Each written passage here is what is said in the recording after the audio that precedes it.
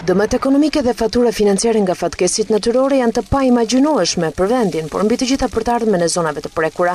Duke ju referuar zjarreve të një dita më parë në zona të ndryshme, Ministri i Brendshëm Sajmir Tahiri u shpreh se asnjë vend në rajon nuk është imun nga fatkesi të tilla. Jemi dëshmitar jo më shumë se sa pak kohë më parë të efekteve shkatruese që mund të ketë për ekonominë dhe për jetën e qytetarëve çdo lloj fatkeqësie.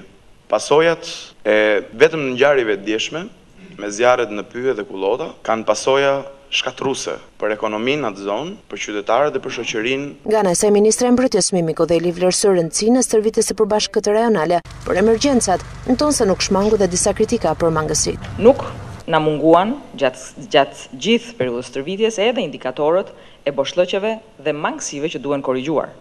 Të tilla janë burimet e kufizuara në nivel lokal dhe qendror, pasi forcat e armatosura nuk e kanë këtë angazhim, detyrën dhe rolin e të saj parësor. Deklaratët u bën në konferencën përmbyllëse të stërvitjes rajonale për emergjenca civile, Joint Reaction 2015.